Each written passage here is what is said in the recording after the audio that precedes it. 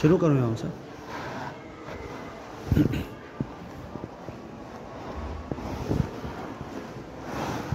السلام علیکم ورحمۃ اللہ وبرکاتہ. دنیا کے تمام انسانوں، اللہ تبارک و تعالی اپنی عظیم ترین کتاب القرآن الحکیم میں ارشاد فرماتا ہے: إِن يَنصُرْكُمُ اللَّهُ فَلَا غَالِبَ لَكُمْ وَإِن يَخْذُلْكُمْ فَمَنْ ذَا الَّذِي يَنصُرُكُمْ مِنْ بَعْدِهِ وَعَلَى اللَّهِ فَلْيَتَوَكَّلِ الْمُؤْمِنُونَ. سورۃ آل عمران کی آیت ہے. اس میں اللہ تعالیٰ صاف انداز میں امت مسلمہ کو ارشاد فرما رہا ہے، رہنمائی دے رہا ہے. ہر حالات میں، ہر زمانے میں امت مسلمہ کے ساتھ جو بھی درپیش مسائل ہوں گے اس کے تعلق سے صاف کہہ رہا ہے إِن يَنصُرْكُمُ اللَّهُ، کہ اگر اللہ تمہاری مدد کرے، فَلَا غَالِبَ لَكُمْ، تو تمہیں کوئی ہرا نہیں پائے گا. وَإِن يَخْذُلْكُمْ، اور اگر اللہ تعالیٰ ہی تمہیں ذلیل کرنا چاہے، فَمَنْ ذَا الَّذِي يَنصُرُكُمْ مِنْ بَعْدِهِ، تو پھر اللہ کے علاوہ دنیا کی کوئی طاقت، کوئی شکتی، کوئی تمہاری مدد نہیں کر سکتا. یہ آیت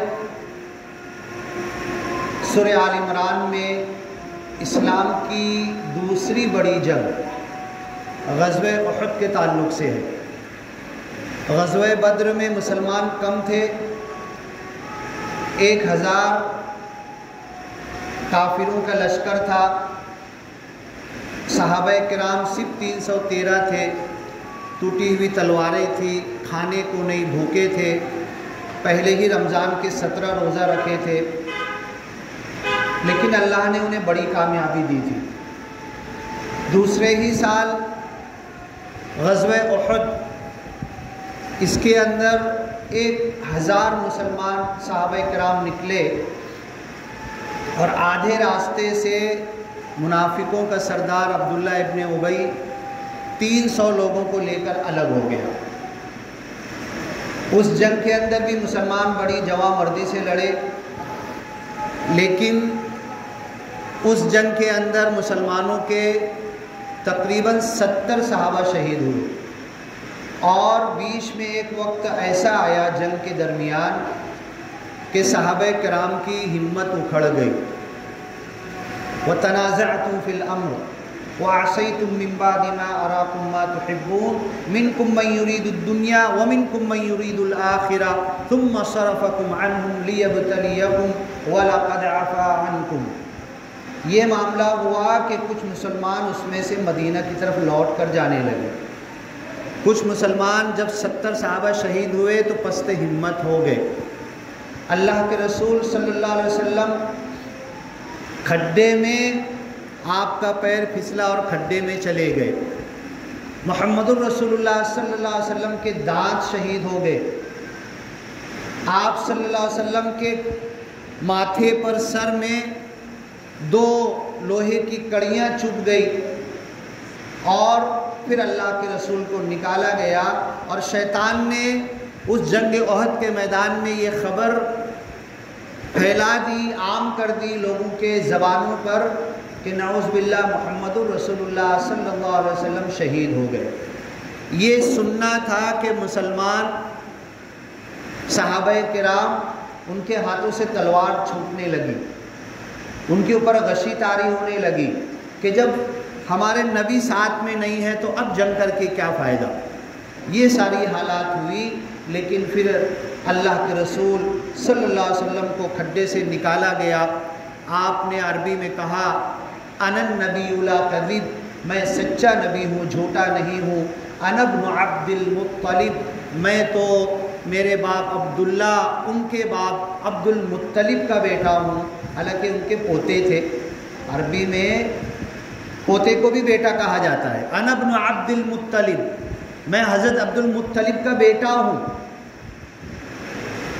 پھر صحابہ کرام جمع ہوئے اور پھر جم کر جنگ ہوئی اور مشرکین مکہ پھر الٹے پیر پھر کر گئے۔ تو وہاں پر اللہ تعالیٰ کہتا ہے کہ جو مدد ہوتی ہے نا، وَمَن نَّصْرُ إِلَّا مِنْ عِنْدِ اللَّهِ، جو کچھ بھی مدد آتی ہے وہ اللہ کی طرف سے ہوتی ہے۔ اللہ تمہاری 3000 فرشتوں سے مدد کرے گا۔ پھر کہا کہ 5,000 من الملائکۃ مسومین، 5000 فرشتوں سے مدد کرے گا۔ پھر آگے کہا کہ یہ فرشتوں سے کچھ ہونے والا نہیں، یہ فرشتے اور اسباب تمہاری مدد کو آئیں گے۔ یہ صرف ایک تذکرہ ہے، وَمَن نَّصْرُ إِلَّا مِنْ عِنْدِ اللَّهِ، مدد تو اللہ کی طرف سے ہوتی ہے۔ ہزاروں فرشتے بھی بغیر اللہ کی مرضی کے آ گئے تو مدد نہیں ہو سکتی، یہ اللہ کی مرضی سے۔ وَمَن نَّصْرُ إِلَّا مِنْ عِنْدِ اللَّهِ، اللہ کی طرف سے مدد ہوتی ہے۔ اور یہی معاملہ غزوہ حنین میں ہوا۔ وَيَوْمَ حُنَيْنٍ إِذْ أَعْجَبَتْكُمْ كَثْرَتُكُمْ، حنین کے موقع پر اس جنگ میں تم بہت زیادہ تھے، ہر جنگ میں کم تھے اور جیتے تم۔ اب اس جنگ میں ہوا یہ کہ مسلمانوں کی صحابہ کرام کی تعداد بہت زیادہ تھی۔ اِذْ أَعْجَبَتْكُمْ كَثْرَتُكُمْ، تمہاری تعداد، تمہاری گنتی، تمہارے ہتھیار، تمہاری تیاری، اس نے تمہیں دھوکے میں ڈال دیا۔ تمہارے اندر دل میں یہ پیدا ہوا اتنے کم تھے تو ہم نہیں ہارے، اب اتنے ہیں تو کیا ہاریں گے۔ تو اللہ یہ سکھانا چاہتا تھا ہار اور جیت تعداد سے نہیں ہوتی، ہار اور جیت اسباب سے نہیں ہوتی، ہار اور جیت دنیاوی پیمانے اور ترازو سے نہیں ہوتی، یہ اللہ کی طرف سے ہوتی ہے۔ اعجبتکم کثرتکم فلم تغنی عنکم من اللہ شیئا، تمہارے ہتھیار، تمہاری تعداد، تمہاری تیاری تمہیں کوئی فائدہ نہیں دی۔ یہاں تک کہ پھر آگے زلزلوا، ہلا دیے گئے بری طریقے سے۔ حنین کے وقت بھی اللہ نے آزمایا۔ اب یہ ساری آیتیں، یہ سارے حالات اور مسلمان صحابہ کا جنگوں کے اندر شہید ہونا، زخمی ہونا، قربانی دینا، پورے گھر کی جنگوں میں عورتیں بھی ہوتی تھی، لوگوں کی مرہم پٹی کرتی تھی۔ اسی جنگ احد میں حضرت ام عمارہ رضی اللہ تعالی عنہا، سیدھے بیٹھو سیدھے بیٹھو، وہ گھڑی کے پاس سے ہٹ جاؤ۔ حضرت ام عمارہ رضی اللہ تعالی عنہ خاتون ہوتے ہوئے اللہ، اور یہ ٹیکا چھوڑ دو، بڑے لوگ بوڑھے لوگ لگائے تو الگ بات ہے، بچی بالکل ٹیکا نہ لگائے، دیوار چھوڑ کے بیٹھو، ادھر آگے ہو، چھوڑ دو، دیوار چھوڑ دو۔ حضرت ام عمارہ رضی اللہ تعالی عنہا یہ اللہ کے رسول صلی اللہ علیہ وسلم کے بالکل قریب کھڑی ہو گئی غزوہ احد کے اندر اور مشرکوں سے مقابلہ کر رہی تھی۔ اب یہ جتنی آیتیں ہیں، جو حالات ہیں جنگ احد کے، غزوہ حنین کے اور اس سے پہلے کی جنگوں کے، اس میں اللہ نے صحابہ کرام کو، مسلمانوں کو فتح نصیب کی، اللہ کی مدد آئی۔ اب یہ قیامت تک کے، سورہ آل عمران کی آیت بورڈ پر بھی میں نے لکھا ہے، اِن ینصرکم اللہ، یہ آیت قیامت تک ہے کہ اگر اللہ تمہاری مدد کرنا چاہے، اِن ینصرکم اللہ فلا غالب لکم، تمہارے اوپر کوئی غالب نہیں آ پائے گا، کوئی جیت نہیں پائے گا، کوئی تمہیں ہرا نہیں پائے گا۔ وَإِن يَخْذُلْكُمْ، دوسرا پہلو بھی سن لو، اللہ تعالیٰ دوسرا پہلو فوراً اس آیت میں بیان کر رہا ہے، وَإِن يَخْذُلْكُمْ، اور اگر اللہ تمہیں ذلیل کرنے پر آ جائے، اللہ تمہیں پکڑنے پر آ جائے، تمہارے گناہوں کی پاداش میں سزا دینے پر آ جائے، تمہیں اس دنیا کے اندر تمہارے اعمال اور کرتوت کی وجہ سے اللہ کی طرف سے مواخذہ آ جائے، فَمَنْ ذَا الَّذِي يَنْصُرُكُمْ مِنْ بَعْدِ، تو ذرا تم جواب دو، اب اللہ جب تمہاری مدد نہیں کر رہا ہے تو تمہاری مدد کون کرے گا؟ اب یہ ملک ہندوستان میں ایک لمبی چوڑی تاریخ ہے۔ اس ملک ہندوستان میں مسلمان جب باہر سے آئے، کم تھے، تھوڑے تھے، تو اس وقت یہاں پر آ کر حکومت کی 750 سال تک مسلمانوں نے حکومت کی. اس وقت بہت کم تھے مسلمان، نمک کے برابر تھے. پورے انڈیا پر حکومت کی، ایک کے بعد ایک، ایک کے بعد ایک، لگاتار مسلم حکمراں آتے چلے گئے. آج تو 25-30 کروڑ ہیں، آج تو ہماری تعداد بہت اچھی ہے. اب اللہ کے رسول صلی اللہ علیہ وسلم ایک حدیث میں صاف فرمائے ہیں، یوشک، بہت قریب ہے، ان تداعى علیکم الامم، کہ ایک زمانہ ایسا آئے گا دنیا کی قومیں تمہارے اوپر پل پڑے گی، ٹوٹ پڑے گی، تمہیں ہلاک کرنے کے لیے، برباد کرنے کے لیے. کما تداعى الاکلۃ الی قصعتها، جیسے کہ کھانے والا دسترخوان کی طرف سب کو بلاتا ہے، کیا ٹیسٹی ہے، آؤ ذرا تم بھی آؤ، لے کھا لو. ایسے مسلمانوں کو مارنے کے لیے ساری قومیں جمع ہو کے ایک دوسرے کو بلائے گی. قال ومن قلۃ نحن یومئذ، ایک صحابی نے پوچھا کیا اس دن ہم کم ہو جائیں گے؟ ابھی 313 تھے تو ہم نے ہار نہیں مانی، اس سے بھی کم ہو جائیں گے کیا ہم؟ تو اللہ کے رسول صلی اللہ علیہ وسلم نے کہا وَلَكِنَّكُمْ كَثِيرٌ، نہیں تم تو بہت زیادہ ہوگے، تمہاری تعداد گنتی تو کوئی گن نہیں پائے گا. وَلَكِنَّكُمْ غُثَاءٌ كَغُثَاءِ السَّيْلِ، تمہاری حالت سیلاب کے اوپر جو کچرا بہتا ہے پانی کے اوپر، اس کے جیسی ہو جائے گی. وَلَيَنزِعَنَّ اللَّهُ مِن صُدُورِ عَدُوِّكُمُ الْمَهَابَةَ مِنكُمْ، تمہارے دشمنوں کے دلوں سے تمہارا ہیبت، تمہارا خوف، تمہارا دبدبا یہ نکل جائے گا. وَلَيَقْذِفَنَّ فِي قُلُوبِكُمُ الْوَهْنَ، تمہارے دلوں میں وہن گھر کر جائے گا. ایک صحابی نے پوچھا وَمَا الْوَهْنُ یا رسول اللہ، یہ وہن کیا ہوتا ہے؟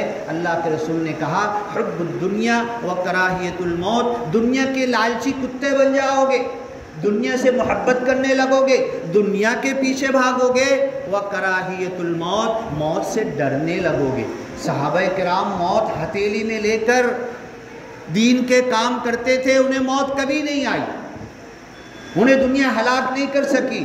رستم کے بادشاہ کے دربار میں خالی پیٹ، پچکے ہوئے، پیون لگے ہوئے کپڑوں کے ساتھ صحابہ کرام اور سلف صالحین، تابعین اور تبع تابعین جاتے تھے جزیہ لینے کے لیے. چپ چاپ وہ بادشاہ جزیہ دے دیتا تھا. اس کے بعد جب مسلمانوں کے اندر ترقی ہوئی، کھانا پینا، کپڑا لتا، شان و شوکت سب بڑھی، اب یہی مسلمان جب رتبیل بادشاہ کے پاس جزیہ لینے کے لیے گئے تو بولے جو پہلے جزیہ لینے آئے تھے ان کے چہروں پر رونق تھی، ان کے پیٹ پچکے ہوئے تھے، پیٹ خالی تھے، ان کے کپڑوں پر پیون تھے، لیکن ان کی آواز میں، ان کے دبدبے میں، ان کے روب میں، ان کے چال ڈھال میں، ان کے ملاقات کرنے میں، ان کے سامنے کھڑے ہونے میں، آ کر ملنے میں ایک روب اور دبدبا لگتا تھا. کہاں گئے وہ لوگ؟ تو مسلمانوں نے کہا تو وہ ہمارے باپ دادا تھے، وہ نکل گئے، ہم انہی کی اولاد ہیں. کہا تم انہی کی اولاد ہو، ہمت ہو تو جزیہ لے لو میرے سے. نہیں دیتا، جاؤ واپس جاؤ. میں انہیں دے دیتا تھا جزیہ، بھوکے ہوئے تھے، پچکے پیٹ تھے، سب کچھ تھا، لیکن ان کا روب اور دبدبا تھا، روحانیت تھی، نورانیت تھی، ان کی آنکھ سے روب اور دبدبا طاری ہوتا تھا.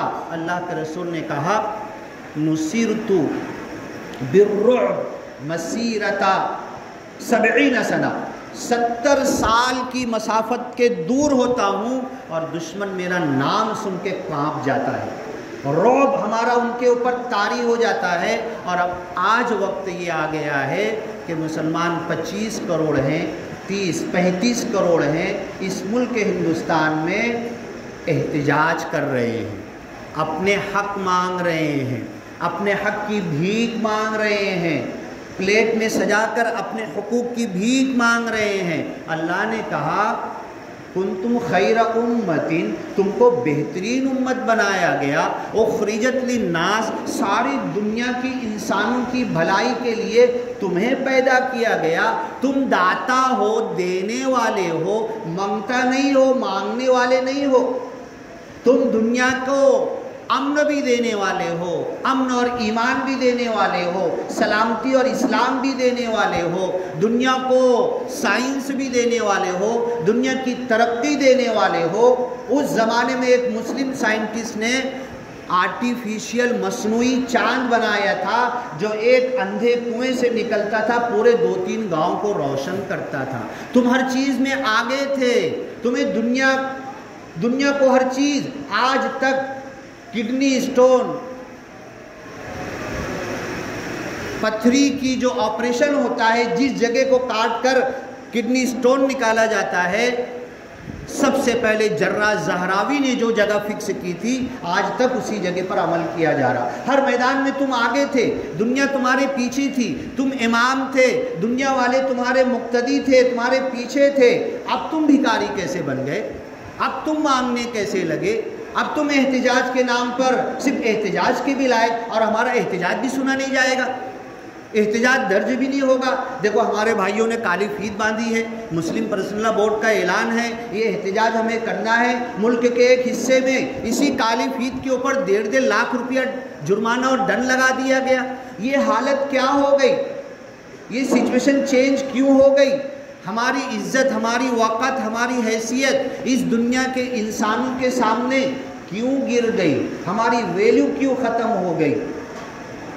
کیوں کہ جس مقصد کے لیے اللہ نے ہمیں پیدا کیا تھا، دنیا کے اندر اللہ کے نام کو، اللہ کے نام کی عزت کے لیے، اللہ کا نام اللہ کے بندوں تک پہنچانے کے لیے وہ کام ہم کر نہیں رہے، دنیا داری میں لگ گئے، دنیا کے پیچھے بھاگنے لگے۔ غلبت علینا شقوتنا، ہماری بدبختی ہمارے اوپر غالب آ گئی۔ وَكُنَّا قَوْمًا ضَالِّينَ، ہم بھٹک گئے، گمراہ ہو گئے، اپنے راستے کو بھول گئے۔ جس دین، جس ایمان، جس اسلام اور جس قرآن، جس کا نام ابھی رمضان میں پڑھ کر ہم آئے ہیں، اس کو لے کر دنیا میں وہ معزز تھے زمانے میں، مسلمان ہو کر تم خار ہوئے، تارک قرآن ہو کر۔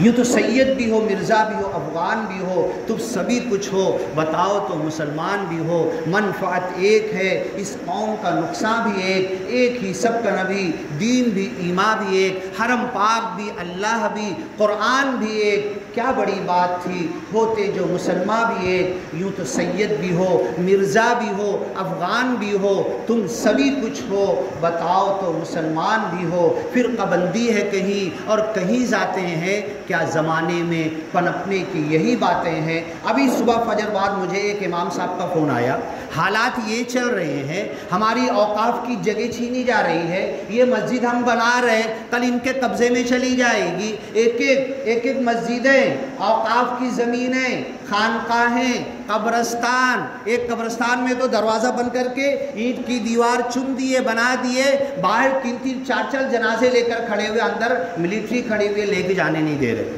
ہماری چیزوں پر سب قبضہ ہونے والا ہے، اور ہماری حالت آج تک وہی ہے۔ صبح فون آیا، ایک مسجد میں مسلمان جھگڑا کر رہے تھے، کوکن سائڈ کی مسجد کا، شافعی مسجد زیادہ ہے، کچھ مسجدوں میں نماز کے بعد دعا ہوتی ہے، کچھ مسجدوں میں نماز کے بعد دعا نہیں ہوتی، اسی پہ جھگڑا کر رہے وہ لوگ۔ اب وہ امام صاحب شافعی تھے، مسلم پرسنل لا بورڈ کا اعلان آیا کہ جمعہ کے بعد دعا کرنا ہے، ان کی مسجد میں کسی نماز کے بعد دعا نہیں ہوتی تھی، جمعہ بعد بھی نہیں ہوتی تھی۔ مسلم پرسنل لا بورڈ کے اعلان کے بعد انہوں نے جمعہ کے بعد دعا کر دی، تو مسلمان ڈنڈا لے کے آپس میں جھگڑنے کے لیے کھڑے ہو گئے۔ ایک گروپ بولنے لگا کہ یہ دعا بدعت ہے، ایک گروپ بولنے لگا کہ نہیں ہونا چاہیے۔ تم ابھی تک اسی میں 1450 سال ہو گئے، ابھی تک کہ ہم اپنے چھوٹے چھوٹے مسائل حل نہیں کر سکے، اور دنیا ہماری گردن کا ناپ لے چکی ہے، ہماری پھانسی کا پھندا ریڈی کر چکی ہے، ہمیں بربادی کے اندر ڈالنے کے لیے پوری تیاری ہو چکی ہے۔ اللہ کی قسم، یہ صرف اوقاف کی بات نہیں ہے، وقف کی زمینیں چھیننا نہیں چاہتے، یہ ہماری شہریت چھیننا چاہتے ہیں، ہماری سٹیزن شپ چھیننا چاہتے ہیں۔ دنیا میں جب بھی تاریخ اٹھا کر دیکھ لو، موقع بہت کم ہوتا ہے۔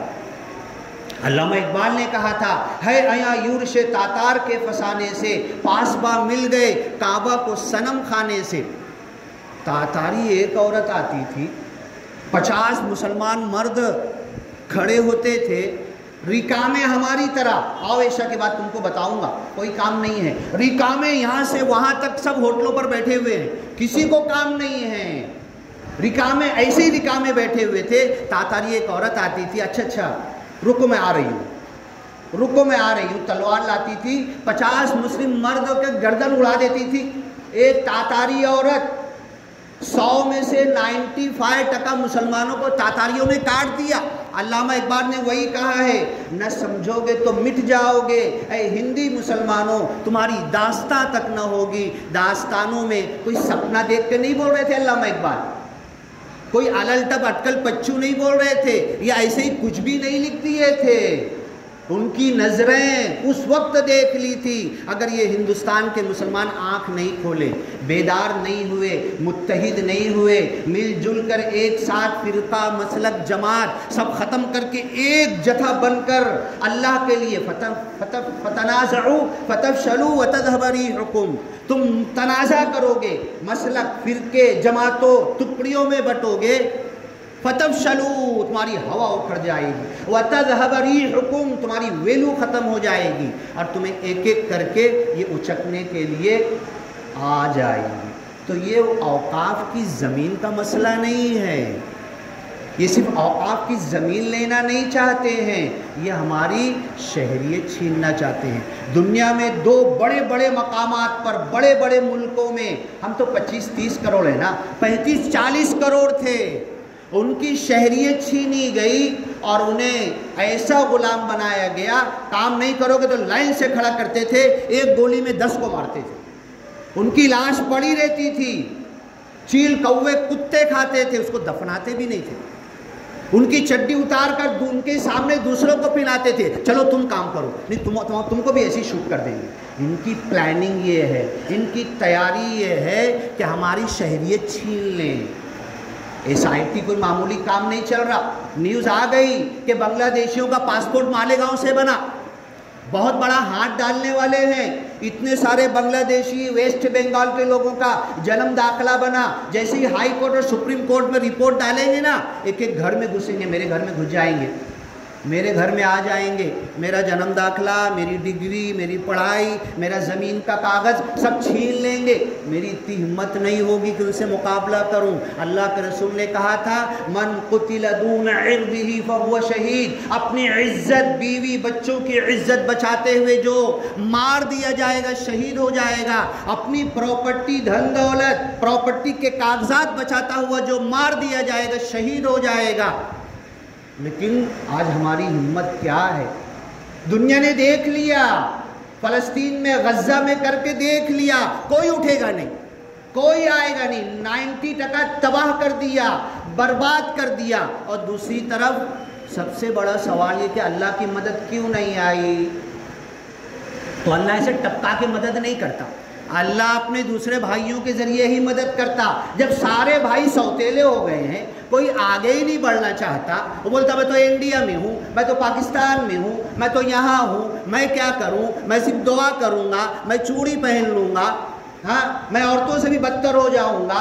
اسلامی جنگوں میں عورتیں جا کے ہاتھ بٹاتی تھی، ہم اپنے آپ کو یہ ثابت کر رہے، تو جب ہمارے گھروں میں گھسیں گے تو کوئی مدد کو نہیں آئے گا، پاکستان بھی نہیں آئے گا، بنگلہ دیش بھی نہیں آئے گا۔ 25 کروڑ کو جب غلام بنا کے چڈی پہنا کر جب یہ کام لینا شروع کریں گے نا، کوئی بولنے کو کھڑا نہیں ہوگا، سعودی کا راجہ بھی نہیں بولے گا، انڈونیشیا، ملیشیا جتنے مسلم کنٹری ہے کوئی کچھ نہیں بولے گا۔ بابری مسجد توڑی گئی، کوئی نہیں بولا، اس جگہ پر مندر بنی، کوئی نہیں بولا، کل میرے گھر میں گھسیں گے، میرے کاغذات چھین لیں گے، کوئی نہیں بولے گا، کیونکہ میرے بھائی کٹ رہے تھے، میں بھی کچھ نہیں بولا تھا نا۔ یہ ہماری حالت ہو گئی ہے۔ اب وقت بہت کتنا رہ گیا امام صاحب؟ ہو گیا نا؟ ہاں، وقت جمعہ کے دن بہت کم ہوتا ہے۔ میں جہاں جہاں جاتا ہوں جمعہ کے بیان میں یہی بولتا ہوں، درس قرآن کے لیے وقت نکالو، 1 گھنٹہ 2 گھنٹہ 3 گھنٹہ قرآن سیکھو اور پڑھو۔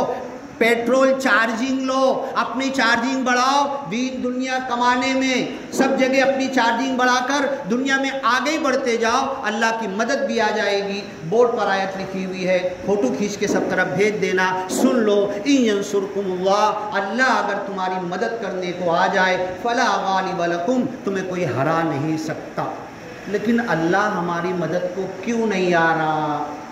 غزہ والوں کی مدد اللہ نے کیوں نہیں کیا؟